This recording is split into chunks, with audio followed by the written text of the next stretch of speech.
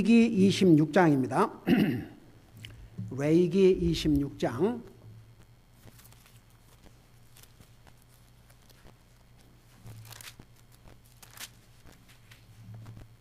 우리 1절에서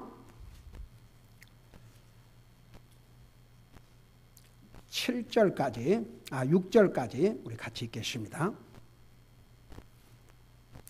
같이 읽습니다. 시작. 너희는 너희를 위해 우상들이나 새긴 형상을 만들지 말고 서 있는 형상을 세우지 말며 너희를 위해 너희 땅에 돌로 된 형상을 세우고 그것에게 절하지 말라. 나는 주 너희 하나님이니라. 너희는 내 안식일을 지키고 내 성소를 존중히 여기라. 나는 주니라. 너희가 내 법규 안에서 걷고 내 명령을 지켜 행하면 내가 너희에게 적당한 때에 비를 주리니 땅은 자기 소출을 내고 밭의 나무는 자기 열매를 맺을 것이요 너희의 곡식 타작은 포도 수확 때까지 이르고 포도 수확은 씨 뿌리는 때까지 이르니 너희가 빵을 배불리 먹고 너희 땅에 안전히 거하리라. 내가 그 땅에 평화를 줄 터인즉 너희가 누울 때에 아무도 너희를 두렵게 아니할 것이며 내가 악한 짐승들을 그 땅에서 제거할 것이요 또 칼이 너희 땅에 두루 다니지 아니할 것이며 7절까지 읽으십시다. 너희가 너희 원수들을 쫓으리니 그들이 너희 앞에서 칼에 쓰러지리라. 아멘. 기도하겠습니다. 사랑의 아버지 하나님, 우리를 구원하시고 오늘도 주님을 예배하고 섬길 수 있게 하시고 이 시간에는 주님의 존귀하신 말씀을 듣고 배울 수 있게 해주셔서 감사드립니다. 말씀을 전할 이 종을 주의 성령님께서 도구로 사용하여 주시옵소서. 감사합니다. 사랑합니다. 예수님의 이름으로 감사 기도드리옵나이다. 아멘. 앉으시기 바랍니다. 이 레위기 26장은 딱 두 가지로 기록이 되어 있습니다. 첫째 부분은 하나님을 순종하면 복을 받고 하나님을 순종하지 아니하면 각종 형벌을 받을 내용을 기록하고 있는 것이 레위기 26장이 옳시다. 상당히 긴 장입니다. 자, 그런데 1절에서부터 2절까지는 율법의 근본 원칙들을 기록하고 있습니다. 자, 그 내용이 뭔지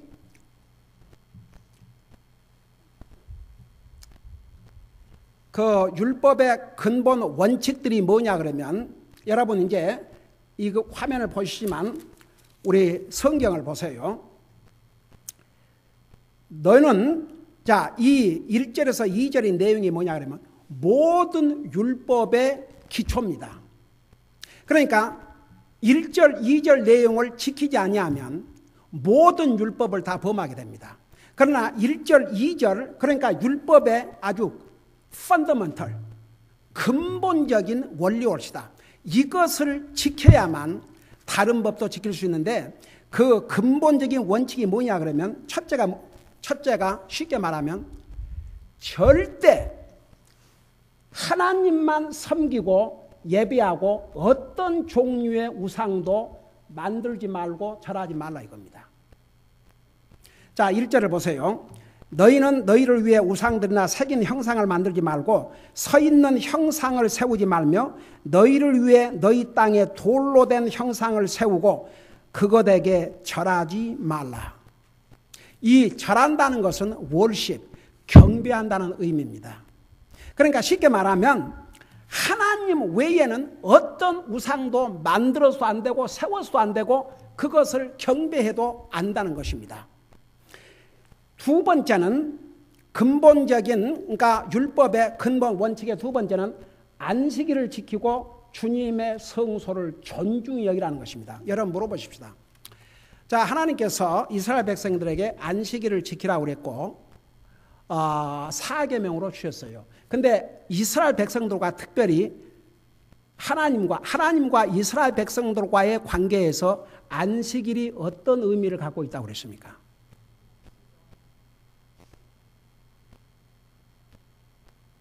자, 안식일이 이스라엘 백성들에게는 하나님과 어떤 관계를 가지고 있다고 그랬어요? 바로 언약의 관계, 하나님과 이스라엘 백성들과의 언약의 관계로 안식일을 지키도록 하셨습니다. 여러분, 근데 이제 신약 성경에 와서는 우리 예수님께서 뭐라고 그랬어요? 그래서 안식일은, 여러분, 우리는 지금 안식일을 지키는 것이 아닙니다.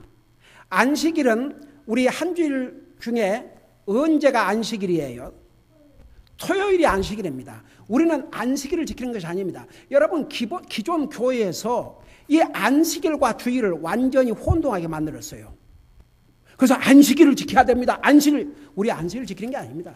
우리는 주님이 부활하신 날을 기념하고 부활의 주님을, 살아계신 주님을 예배하기 위해서, 여러분, 초대교회가 한 주 첫날, 그날이 바로 썬데이입니다. 여러분, 달력을 보세요. 특별히 한국 사람들은 월화수목금토일 그러는데 일, 월화, 수목, 금토입니다. 그래서 이스라엘 백성들에게는 특별한 의미입니다. 이 안식일을 지킨다는 게 하나님께서 이스라엘 백성들에게 주신 언약을 지키냐 안 지키냐. 그렇기 때문에 이스라엘 백성들에게는 그게 굉장히 중요했습니다. 그러나 우리 예수님께서 이 땅에 오셔서는 어떻게 했어요? 안식일로 인해서 너희를 비판하지 말라. 내가 안식일의 주인이라고 그랬습니다. 그러니까 이방인들인 우리에게는 해당이 되지 않지만 사실 로마서에 보면요, 구원받은 하나님의 자녀에게는 일주일, 썬데이부터 토요일까지 하루 24시간이 다 주의 것이라고 그랬습니다. 어느 한 날만 중요한 게 아니고 사실은 우리에게는 매일이 중요합니다. 여러분 보세요. 썬데이 크리스찬이란 말이 있습니다. 썬데이 크리스찬. 여러분 그런 얘기 들어봤어요? 썬데이는 교회에 와서 크리스찬처럼 하고 있다가 돌아가면 6일 동안은 크리스찬이 아니에요. 성경 한 장을 읽습니까? 기도를 합니까? 그러니까 하나님과의 그 관계에 대화가 없는 거죠. 보세요. 모든 정상적인 관계는 커뮤니케이션이 있어야 됩니다. 커뮤니케이션이 브레이크다운 되면은 그 관계도 깨집니다. 그래서 여러분, 부부지 간에도 대화를 하고 부모 자식 간에도 대화를 하고 형제들까지 대화를 하고 가족끼리 대화를 하고 이런 대화가 있어야 됩니다. 대화가 없으면 그 릴레이션십은 이미 문제가 생긴 것입니다. 왜 우리가 매일 기도하고 말씀을 읽는 삶을 살아야 되냐 그러면 하나님과의 그 커뮤니케이션이 그렇게 이루어지기 때문에 오늘 우리가 매일 모인다 그러면 참 좋지요. 근데 여러분 초대교회는 매일 모였어요. 여러분 성경 읽어봐요. 사도행전에 초대교회 성도들이 에브리데이 모여서 하나님을 찬양하고 하나님 예배드렸습니다. 근데 지금은 다 세상 일에 바쁘고 그러니까 주일날 그리고 이제 우리가 예배는 주일날 그리고 수요일날 우리 또 전도 방문 토요일날 이렇게 하지만 사실 초대교회 성도들은 매일 하나님의 전에 모여서 하나님을 예배했습니다. 그래서 보세요. 이스라엘 백성들에게는 특별히 이 안식일을 통해서 하나님과의 그 언약 관계를 절대 잊지 마라. 너희는 구별된 하나님의 백성들이다. 이것을 리마인드를 시켜주셨어요. 그리고 내 성소를 존중해 여기라. 그동안에 우리는 하나님의 성소에 대해서 얼마나 많이 배웠습니까? 그 성소의 의미가 뭐이라고 그랬어요? 하나님이 하나님의 백성들과 함께 하심을 나타내는 것이라고 그랬습니다. 그래서 하나님께서 임재하시는 하나님의 백성들과 함께 하신 것을 상징하는 그 성소를 존중히 여기라고 그랬습니다. 그게 아주 기본 원칙입니다. 여러분 보세요. 우리가 이 교회당 옛날에는 은행 빌딩으로 사용을 했습니다. 그러나 이 교회당 이 장소를 하나님께서 우리에게 주신 다음에는 이 건물을 하나님께서 거룩하게 구별하셨습니다. 하나님의 백성들이 모여서 하나님을 예배하고 섬기는 장소로 이 장소를 구별시켰습니다. 존중히 여겨야 됩니다. 제가 미국 교회 다닐 때에 얼마나 트레이닝을 잘 시켜가지고 아이들이 함부로 교회당에 막 달려다니고 뭐 이렇게 하지 못하도록 다 그렇게 하나님의 교회당을 리스펙트. 그게 절대 잘못된 것이 아니올시다. 제가 우리 스페니스 교회 우마네 목사님과 제가 그런 얘기를 했어요. 이 교회당은 하나님을 예배하고 섬기는 구별된 장소이기 때문에 우리가 안과 밖을 깨끗하게 해야 된다. 그래서 우리가 항상 밖에도 이렇게 낙서에 넣으면 페인트를 칠해서 깨끗하게 하고 항상 이렇게 교회당 안과 밖을 깨끗하게 하고 한 주에 한 번씩 이제 우리가 돈을 주고 이 가드닝을 해요. 그렇게 해서 하나님의 교회당을 잘 관리를 해야 세상 사람들도 간증이 된다. 이 빌딩을 우리에게 팔았던 그 주인이 그 양반들은 뉴저지로 이사 갔는데 하도 그쪽으로 오는 기회가 있으면 방문해 달라고 해서 이제 방문을 했는데 그래 이제 방문해 가지고 다시 한번 확인을 했어요. 제가 처음에 만났을 때 복음을 전했거든요. 정말 예수님을 주로 믿느냐? 그러니까 믿는다고 그러더라고요. 그러면서 자기가 살아오면서 많은 잘못된 디시전을 한 거 있는데 이 건물을 교회당으로 판 것은 베스트 디시전 ever made. 자기가 가장 최고의 결심을 한 것 같다. 여러분 은행을 통했으면 우리가 이런 융자를 받을 수가 없습니다. 하나님께서 그 마음을 감동하셔가지고 여러분 그 집도 옛날에는 7.7% 8% 했어요. 근데 이런 커머셜 빌딩을 4점 반, 이 세상 어디에서 찾아볼 수 없는. 그러니까 보세요. 우리가 하나님의 교회당을 잘 메인테인하고 이게 하는 것이 다 하나님을 리스펙트하고 하나 구별된 장소를 리스펙트하는 것입니다. 그러니까 이스라엘 백성들에게 그런 면에서 이거 실패하면 다른 율법도 지킬 수 없다는 것입니다. 그래서 이제 그 다음부터는 순종에 대해서 불순종에 대해서 이제 말씀하고 있으면서 이 두 가지, 그러니까 하나님 외에는 그 어떤 것도 섬기고 예배하지 말라. 그게 넘버 원. 그 다음에 안식일을 지키고 주님의 성소를 존중히 여기라. 이게 모든 율법의 기본, 펀더먼털 프린시플, 기본 원리라는 것을 1절, 2절에서 말씀해 주고 있습니다. 자, 그 다음에 이제 3절부터 보면은, 이제 3절부터 13절까지는, 26장 3절에서 13절까지는 순종하면 하나님께서 어떤 복들을 주시는지를 자세하게 기록하고 있습니다. 우선 3절에서 5절까지 보면 이런 내용이 나와요. 너희가 내 법규 안에서 걷고 내 명령을 지켜 행하면 내가 너희에게 적당한 때에 비를 주리니 땅은 자기 소출을 내고 밭의 나무는 자기 열매를 맺을 것이요. 그리고 이제 5절에 보면 수확이 잘 돼서 빵을 배불리 먹고 너희 땅에 안전히 거하리라. 그래서 그걸 요약하면 비와 풍성한 수확을 주므로 물질의 복을. 자, 여기서 한 가지 우리 알아야 될 것이 있어요. 이스라엘 백성들에게는 특별히 너희가 내 명령을 지키고 순종하면 이 물질의 복을 주겠다는 약속을 분명히 했습니다. 그래서 여러분 지금도요, 왜 세계 나라에서 유대인들을 미워한 이유 중 하나가 뭔지 아십니까? 유대인들 그러면 다 잘 살아요. 그 베벌리힐, 아이고야, 그 큰 집들 이런 부자들입니다. 그리고 모든 하여간 정치, 경제, 사회 모든 면에서 이 주이시들이 차지하고 있는 그 파워는 엄청납니다. 그러니까 미움을 받아요. 그러니까 하나님께서 유대인들에게는 특별히 그 약속을 했습니다. 너희가 순종하면 물질의 복을 주겠다. 근데 보세요. 오늘 그리스도인들은 주의해야 할 게 있습니다. 우리가 예수님 믿고 구원받고 하나님 말씀 순종하면 다 부자 된다는 얘기 성경에 어디에도 없습니다.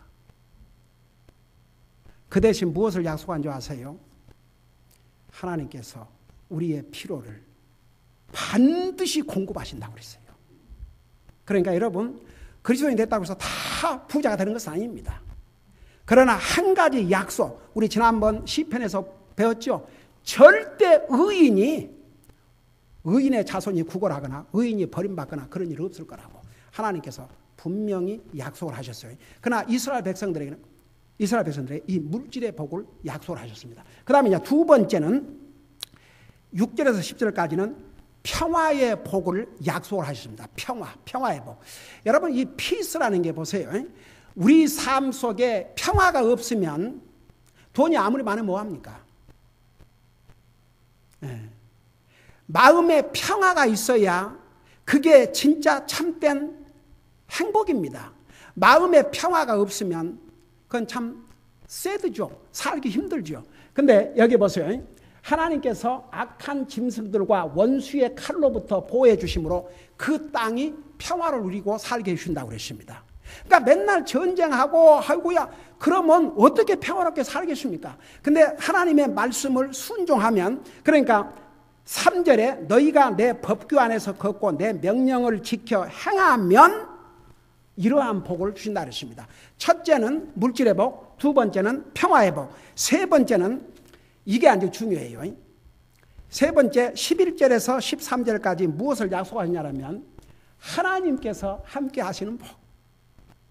저는요 여러분 첫째 복, 둘째 복보다도 세 번째 복이, 그 세 번째 복만 우리가 누리면 다른 거 다 따라옵니다. 하나님께서 우리와 함께 하신, 보세요. 구약시대 때는 하나님을 믿는다고 해서 그들 속에 하나님의 영이 와 계셨어요? 안 계셨어요? 안 계셨어요. 하나님의 영이 일시적으로 오셨다가 그 피로를 채워주고 그 다음에 또 떠나셨어요. 가령 보세요. 그 삼손 이야기 잘 아시죠? 삼손이 얼마나 큰 권능을 행했습니까? 그런데 삼손이 큰 능력을 행할 때마다 누구의 힘으로 하셨어요? 성령님의 힘으로. 주의 영이 그에게 임하심에 나귀 뼈를 가지고 1000명을 죽였습니다. 그래서 구약시대 때는 하나님의 영이 필요할 때 오셔서 도와주시고 그 다음에 떠나셨어요. 그러나 신약시대에 예수님을 영접하면 하나님께서 우리와 하나님의 영, 성령님을 통해서 항상 함께 하십니다. 그러니까 우리에게는 보세요. 이스라엘 백성들에게는 하나님을 순종하면 하나님께서 함께 하시지만 하나님 불순종하면 하나님이 그들을 떠나셨습니다. 그러나 지금은 예수님을 자기 주로 영접하고 구원받은 하나님의 자녀들은 성령님께서 우리 속에 와 계셔서 언제까지 안 떠나셔요? 우리가 주님 앞에 갈 때까지 우리 속에 우리와 함께 하십니다. 여러분 보세요. 왜 에베소 4장 30절에 성령님을 슬프게 하지 말라 그런 줄 아세요? 누가 한번 이 대답할 수 있는 사람. 왜 성령님을 슬프게 하지 말라 그랬을까요? 한번 생각 좀 해보세요. 만일에 하나님의 영께서, 성령님이 우리가 하나님 마음에 안 들게 우리가 행하거나 우리가 하나님 앞에 잘못하거나 그래서 성령님께서 기분이 상하셔갖고 우리를 떠나셔버리면 성령님이 뭐 속상하실 필요도 없고 슬퍼하실 필요도 없죠. 근데 성령님은 여전히 우리와 함께 사셔야 되거든요. 근데 하나님의 자녀들이 성령님의 뜻을 거슬리면 우리 성령님께서 마음이 좋으시겠어요? 안 좋으시겠어요? 마음이 상하시죠. 예를 들어서 부모가 자식과 함께 사는데 자식이 계속 부모를 불순종하고 부모를 참 슬프게 해봐요.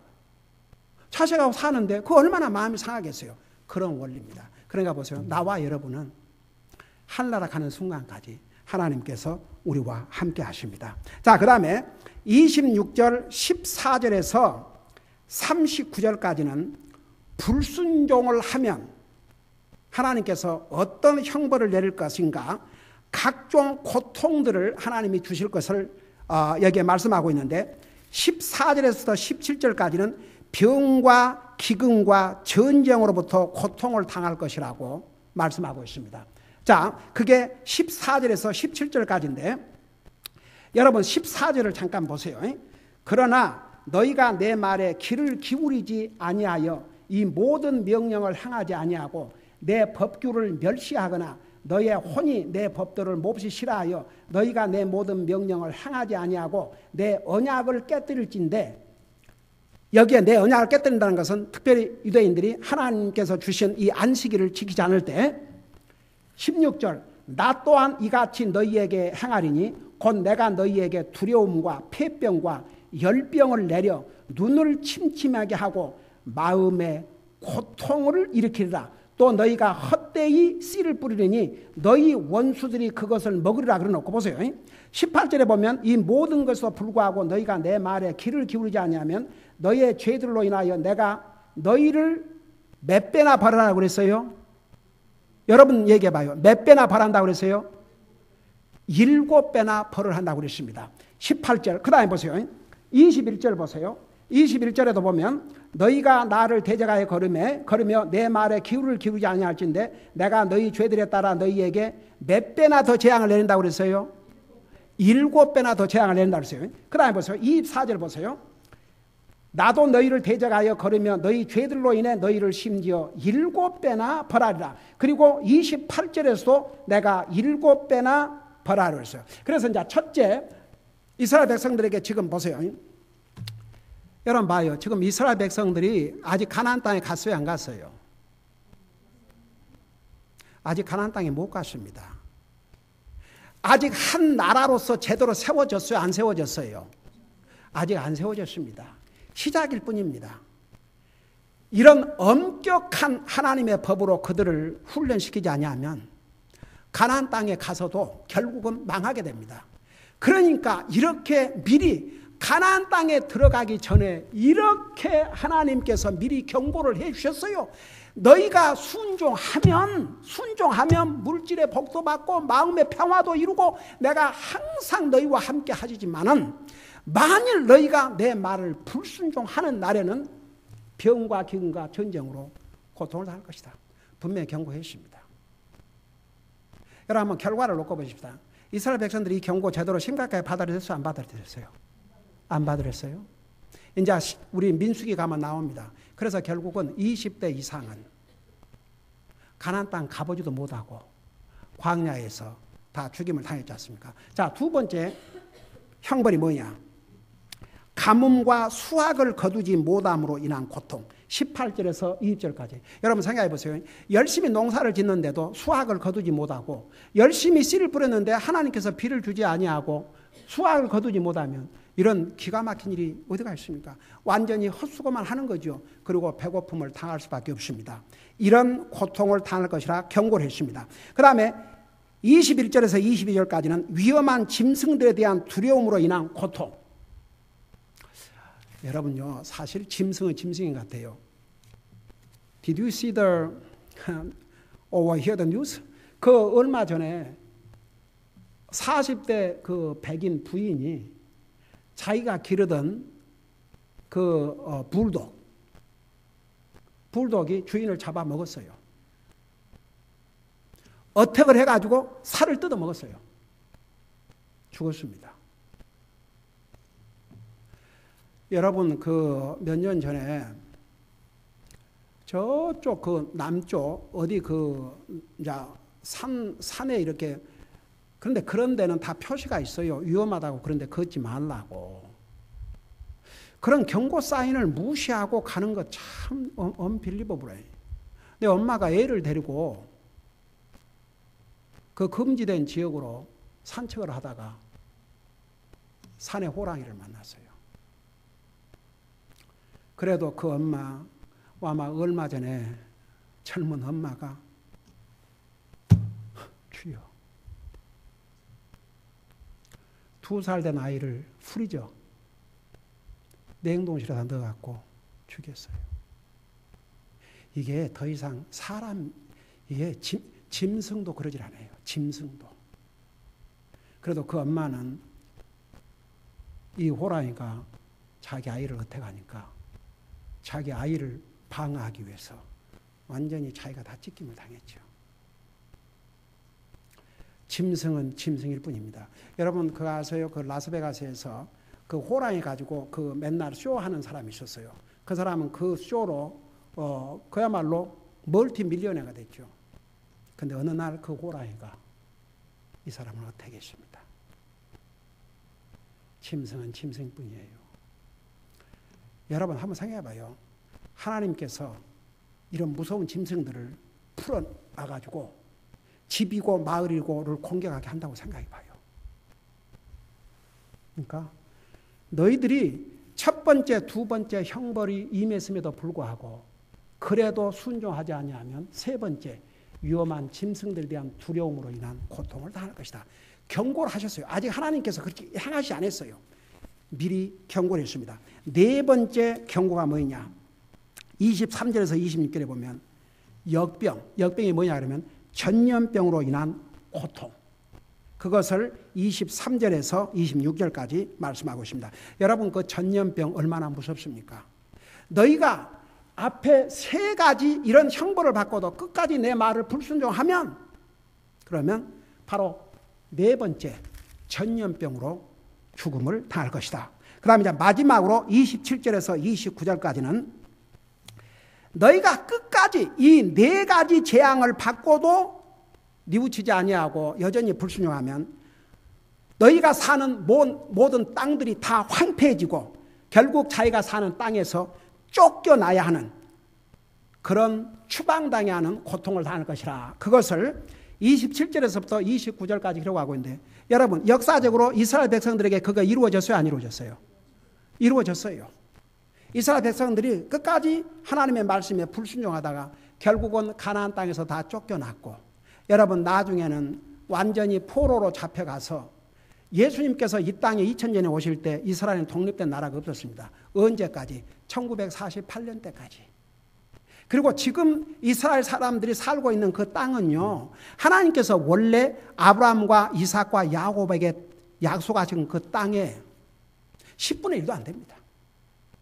그런 조그마한 데서 그래도 하나님께서 아브라함과 이삭과 야곱과 다윗에게 언약한 그 약속 때문에 아주 이스라엘 버리지 아니하시고 지금까지 지켜주십니다. 그러나 보세요.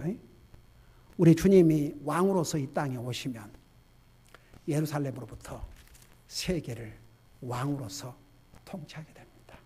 그러니까 하나님께서 이스라엘 백성들 잘못함으로 인해서 대가를 치루었지만 그 백성들을 절대 버린 것은 아닙니다. 그래서 이제 마지막 40절에서 46절까지는 항상 성경은 보세요. 우리 인생에게 호흡, 우리에게 영원한 호흡. 그러니까 이스라엘 백성들이 그러니까 너희들이 그렇게 했다 할지라도 항상 하나님이 기회를 주시지 않고 형벌을 내리지 않습니다. 그래서 이제 40절에서 46절에는 너희가 너희 잘못을 회개하고 고백하면 다시 회복시켜 주시겠다는 약속이 바로 40절에서 46절까지 있는데 첫째는 자기의 잘못을 자백하라고 그랬습니다. 여러분 잠깐 40절을 보시기 바랍니다. 40절에 보면 그들이 만일 자기들의 불법과 자기 조상들의 불법과 자기들이 나를 대적하며 범한 그 범법을 자백하고 첫째가 자백입니다. 여러분 이거 진짜 중요합니다. 자백해야 됩니다. 우리가 잘못했을 때는 자백해야 합니다. 이스라엘 백성들에게 그래 너희가 이렇게 불순종했다면 그걸 깨닫는 순간에 자백을 하라고 그러십니다. 여러분 우리 지난번에 레이기에서 각종 헌물에 대해서 공부하면서 그 죄가 생각나면 얼른 하나님 앞에 헌물을 갖다가 제사장에게 드려서 하나님 앞에 헌물을 드리고 죄의 용서를 받도록 해주지 않습니까? 그래서 여러분 고백을 언제 하는 거니? 자기가 그 잘못을 깨달은 순간. 그 순간을 넘기면요 잊어버립니다. 그래서 고백을 해야 됩니다. 그 다음에 두 번째는 뭐냐 그러면 보세요. 41절 보세요. 나도 그들을 대적하여 걸었으며 또 그들의 원수 땅으로 끌어간 것을 자백하고 자기의 할례받지 않는 마음을 낮추어. 여기에 할례받지 않는 마음이라는 게 뭔지 아십니까? 뉘우치지 않는 마음, 잘못을 하고도 반성하지 않는 아주 고약한 마음, 그게 할례받지 않는 마음이 옳시다. 그래서 할례받지 않는 마음을 낮추라 그 말은 그런 잘못을 하고도 뉘우침이 없는 그런 마음을 겸손하게 낮추고, 그게 이제 두 번째입니다. 그 다음에 세 번째는 자기 불법으로 인한 형벌을 수용하면, 예를 들어서 이제 하나님께서 이렇게 하나님 말씀을 계속 불순종하니까 하나님께서 형벌을 내렸다고 하십시다. 농사를 지어도 안 되고 그랬어요. 그럴 때 자기의 잘못을 기꺼이 받아들이고 불평하지 않고 하나님, 제가 이런 형벌을 받은 것은 너무나도 당연합니다. 자기 잘못 때문입니다. 나의 잘못 때문입니다. 그것을 솔직하게 인정하면, 잘 들어보세요. 하나님께서는 약속을 했습니다. 어떤 약속을 했냐면, 첫째, 그들을 아주 멸하지 아니하시고. 이 성경에 보면 이제 쭉 나와요. 44절에 그 모든 것에도 불구하고 그들이 그들의 원수들의 땅에 거할 때에 내가 그들을 버리거나 몹시 싫어하지 아니하여 아주 멸하지 아니하고, 아주 멸하지 아니한다고 했어요. 그들이 자기의 잘못을 뉘우치고 마음을 겸손히 낮추고 자기가 잘못함으로 받은 형벌을 기꺼이 수용하면 절대 아주 멸하지 않겠다. 두 번째 약속이 뭐냐 그러면은 그들에게 주신 언약을 깨뜨리지 않겠다고 그러십니다. 그래서 44절에 보면 그랬어요. 그들과 함께 세운 내 언약을 깨뜨리지 아니하리니 나는 주 그들의 하나님이라. 그러니까 왜 하나님께서 이스라엘 백성들에게 이런 것을 요구했냐 그러면, 하나님은 그들의 하나님이거든요. 그들의 주인이에요. 특별한 관계에 있었습니다. 그러니까 너희들은 이렇게 하지 말라. 그 다음에 이제 세 번째 뭐라 하냐면 계속 그들의 하나님이 되시겠다고 그랬습니다. 여러분, 예를 들어서 부모가 하도 자식이 많다니까 나는 더 이상 너를 내 자식으로 여기지 않겠다. 말은 그러지만 그렇게 안 됩니다.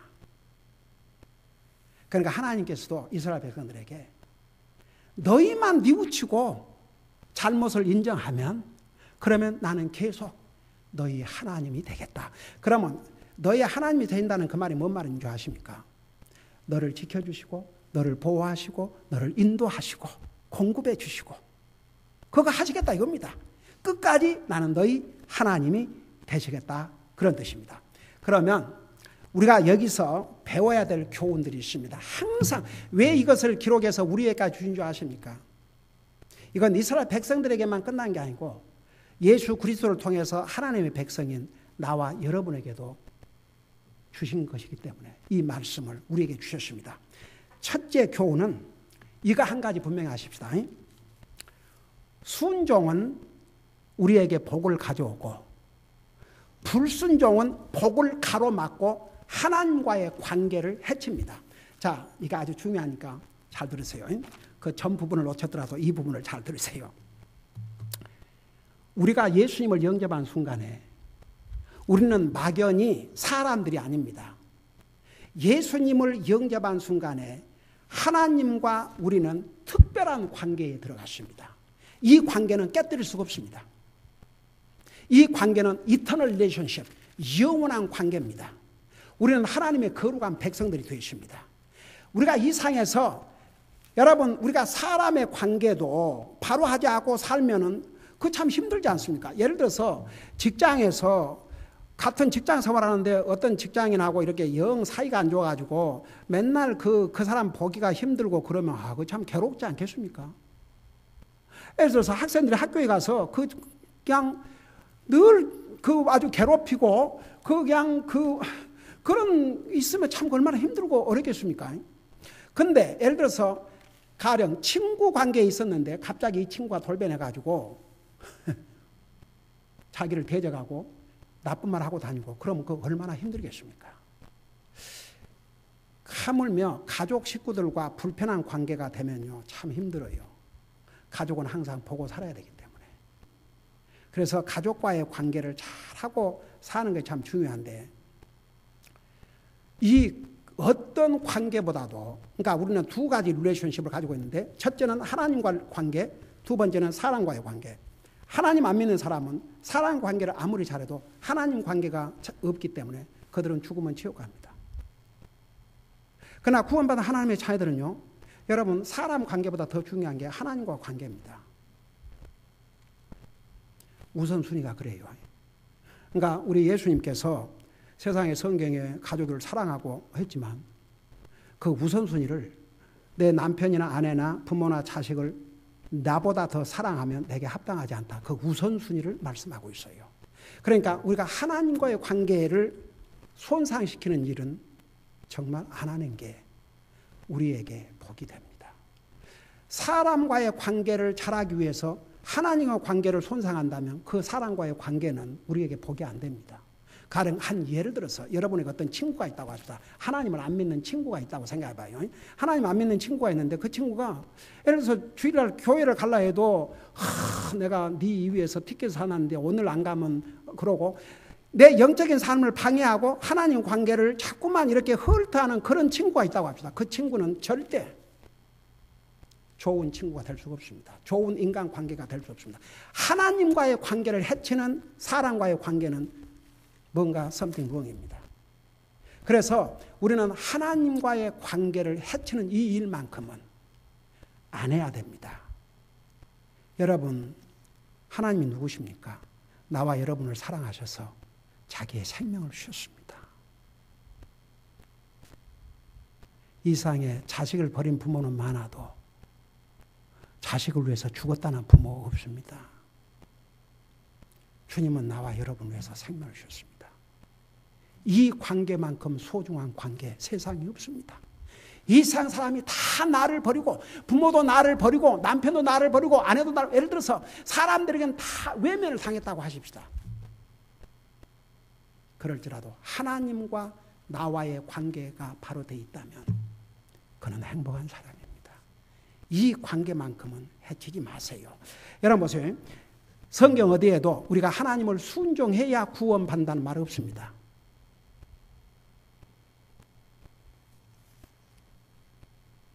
근데 진짜 믿는 사람은 하나님을 순종하고 살려고 합니다. 그래서 그 하트가 바꿔진 거지요. 여러분 고린도후서 5장 17절에 예수 그리스도 안에서 새로운 피조물이라고 그럴 때 겉모습을 얘기한 거 아닙니다. 그 사람의 생각과 하트가 새로운 사람이 됐다는 얘기입니다.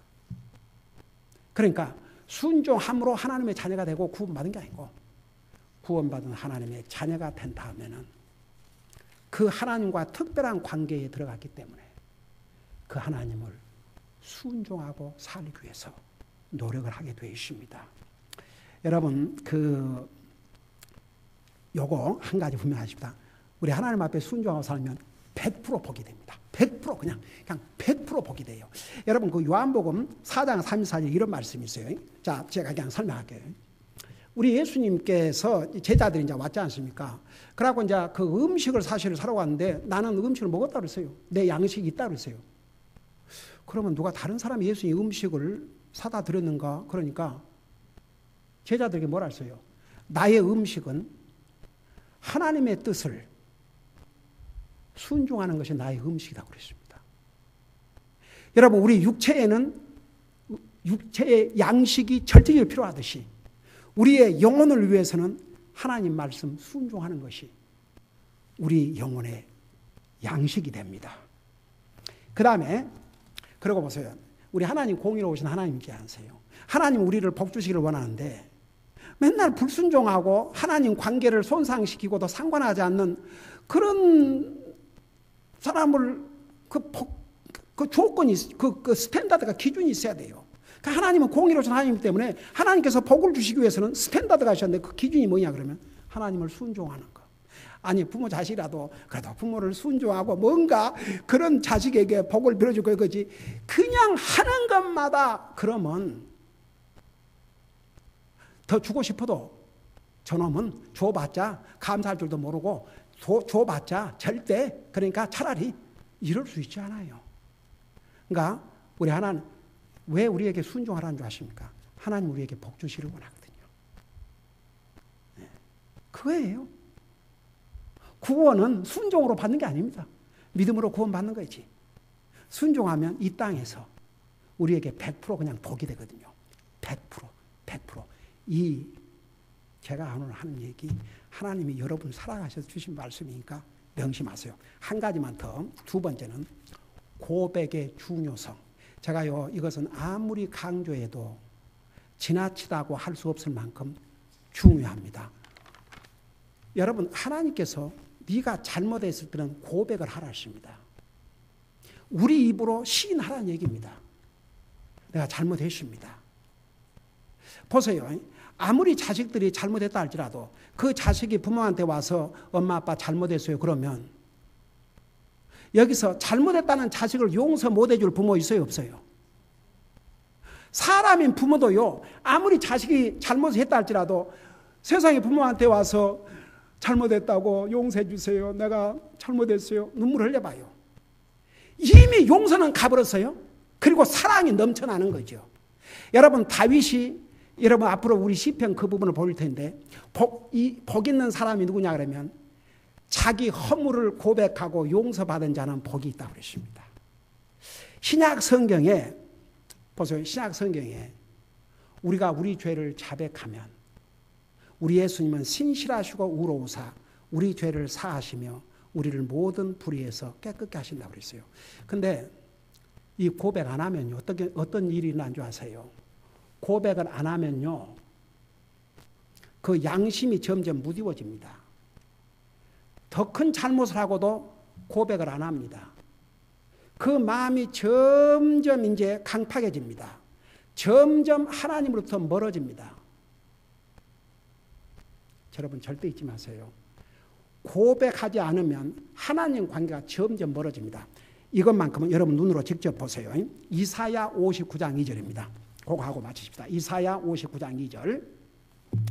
이사야 59장 2절. 여러분 보세요. 이사야 59장 2절. 거기에 무슨 말씀이냐면 이런 말씀이 있어요. 이사야 59장 1절부터 내가 읽고 설명할게요. 1절 2절 보면 보라 주의 손이 짧아져서 구원하지 못하는 것도 아니요 그분의 귀가 둔하여서 듣지 못하는 것도 아니라 2절 오직 너의 불법들이 너희와 너희 하나님 사이를 갈라놓고 너희의 죄들이 그분의 얼굴을 너희에게 숨겼으므로 그분께서 듣지 아니하시리라. 이게 무슨 말이냐면 죄는 하나님과 관계를 갈라놓습니다. 근데 그걸 빨리 회복할 수 있는 길이 있어요. 그게 고백입니다. 그게 고백. 그래서 요한일서 1장 9절에 하나님 안 믿는 사람이 주신 말씀이 아닙니다. 하나님 믿는 사람들에게 주신 말씀이 옵시다. 너희가 하나님의 자녀지만 이미 그 피로 주님의 피로 죄 씻음 받고 용서받은 하나님의 백성이 되었지만 너희가 연약해서 잘못했을 때는 고백을 하라 그랬습니다. 고백하면 하나님은 신실하시라고 그랬어요. faithful. 하나님이 하신다 그러면 반드시 하셔요. 내 죄를 그냥 씻어줄 말 깨끗하게 해준다 그랬어요. 근데 보세요. 우리가 예수님 믿고 구원받은 하나님의 자녀들이 잘못을 하고도 그 죄를 고백하지 아니하고 가만 놔두면 이게 점점 굳어져 가지고 나중에는 고백하지도 않습니다. 그러면 이제 하나님이 비상 방법을 취해야 됩니다. 그게 뭔지 아세요? 진짜 하나님의 자녀면 하나님이 채찍을 드신다고 그랬어요. 히브리서 12장에 징계가 없으면 그건 가짜라고 그랬습니다. 하나님의 여러분 자식인데 내 자식인데 잘못을 하고도 계속 고치질 않아요. 그러면 여러분 가만 두고 보겠습니까? 구경만 하겠습니까? 대책을 세워야죠. 마찬가지입니다. 그러니까 그러기 전에 우리가 잘못했을 때는 그거 얼마나 여러분 우리 레이기에 배웠지 않습니까? 여러분 잘못했을 때마다 염소며 이 송아지며 비둘기며 이런 짐승들 가지고 와가지고 피 흘리고 제사 지낸다 그러면 그거 참 얼마나 힘든 일입니까? 우리는 너무 쉽지 않습니까? 그냥 주님 앞에 주님 제가 잘못했습니다. 제가 연약해서 또 죄를 지었습니다. 그것도 못한다. 그럼 말 안 되죠. 그래서 여러분 고백은 빠르면 빠를수록 좋습니다. 우리는 구원받은 어차피 하나님의 자녀들입니다. 하나님의 백성들입니다. 우리는 하늘나라 갑니다. 그럼에도 이 땅에 사는 날 동안 우리가 연약해서 하나님의 말씀에 불순종할 때 하나님의 관계를 손상시킵니다. 그럼 얼른 고백함으로써 주님 제가 잘못했습니다. 그러면 그 관계가 절대 멀어지지 않습니다. 어쩌면요 그걸 정말 프랙티스하면 주님과의 관계가 더 가까워져요. 더 가까워집니다. 거기에서 그리스도인은 참된 기쁨과 평화를 만족하고 살 것입니다. 기도하십시다. 오늘 이 말씀을 여러분이 듣고 항상 말씀이 전달될 때마다 주의 성령님께서 여러분 마음속에 말씀하십니다. 성령님께서 여러분들에게 어떤 말씀을 하셨든지 이 말씀을 통해서 어떤 걸 깨닫게 하셨든지 그거 가지고 하나님 앞에 간절히 기도하는 시간을 가지시기 바랍니다. 기도하십시다.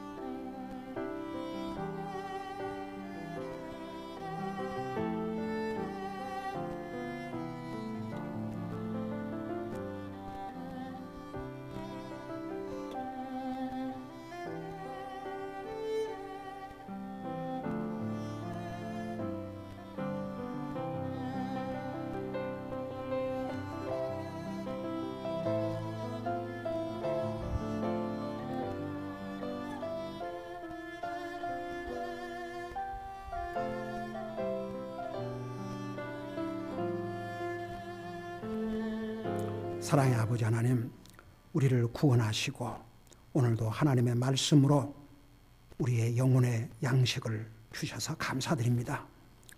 우리 아버지 하나님, 오늘 이 말씀을 통해서 순종은 100% 우리에게 복을 가져오지만 불순종은 하나님 관계를 해친다는 것, 그리고 도리어 우리에게 주실 복도 가로막는다는 것 우리가 배웠습니다.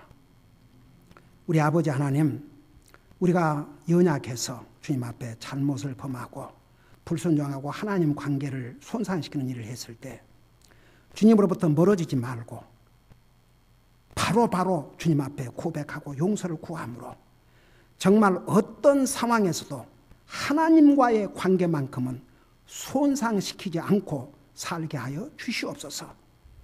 그럴 때에 우리에게 100% 복이 되고 우리 마음에는 세상이 줄 수 없는 기쁨과 평안을 누리게 된다는 거 잊지 말게 하시고 항상 하나님 앞에 순종하려고 노력하고 잘못했을 때 바로 고백함으로써 주님이 주신 기쁨과 평안을 누리고 사는 우리 사랑하는 성도들 되게 하여 주시옵소서. 감사합니다. 사랑합니다. 예수님의 이름으로 감사 기도드리옵나이다. 아멘.